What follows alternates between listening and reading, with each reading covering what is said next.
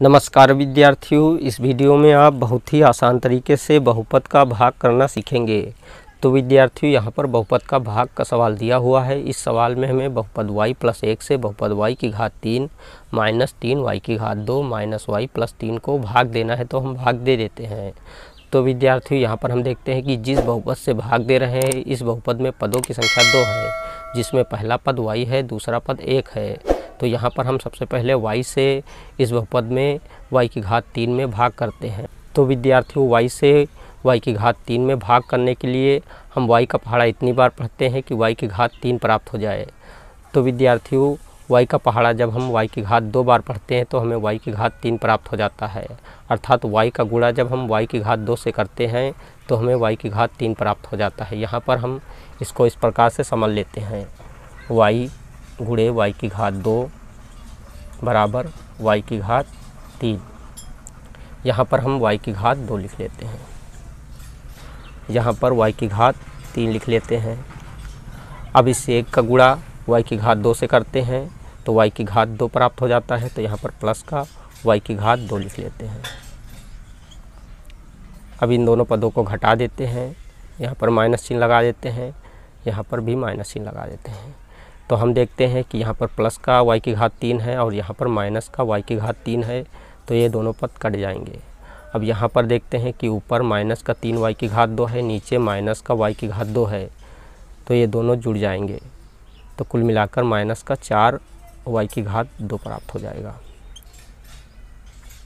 अब यहाँ पर केवल एक पद है, तो इस पद को इसी की सीध में उतार लेते हैं, अर्थात माइनस के y को उतार लेते हैं। अब हम पुनः y का पहाड़ा इतनी बार पढ़ते हैं कि माइनस का 4y की घात 2 प्राप्त हो जाए। तो विद्यार्थियों, अगर हम y का पहाड़ा -4y बार पढ़ें तो हमें माइनस का 4y की घात 2 प्राप्त हो जाता है। तो यहाँ पर हम लिख लेते हैं माइनस का 4y। इसको इस प्रकार यहाँ पर समझ लेते हैं, y गुणे -4y बराबर -4y की घात 2।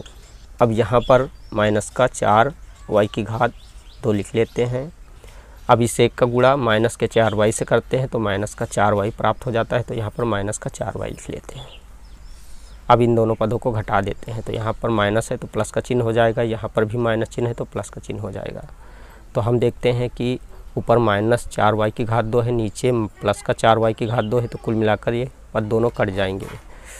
अब यहाँ पर देखते हैं कि प्लस का 4y है, यहाँ पर एक माइनस का y है, तो 4y से एक y घट जाएगा तो प्लस का 3y बचेगा। तो यहाँ पर हम लिख लेते हैं प्लस का 3y। अब यहाँ पर एक पद है, तो इस पद को इसी की सीध में उतार लेते हैं, अर्थात प्लस के 3 को उतार लेते हैं। अब हम पुनः y का पहाड़ा इतनी बार पढ़ते हैं कि 3y प्राप्त हो जाए। तो विद्यार्थियों, अगर हम y का गुणा 3 से कर दें तो 3y प्राप्त हो जाए। तो यहाँ पर हम लिख लेते हैं प्लस का 3। इसको इस प्रकार से समझ लेते हैं, y गुणे 3 बराबर 3y।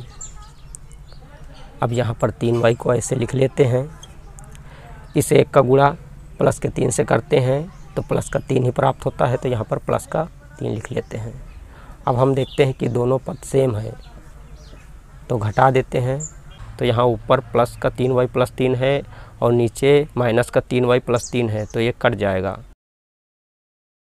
तो विद्यार्थियों, इस प्रकार बहुपद y + 1 से बहुपद y की घात 3 - 3y की घात 2 - y + 3 को भाग देने पर भागफल y की घात 2 - 4y + 3 प्राप्त हुआ व शेषफल 0 प्राप्त हुआ। यही आंसर है।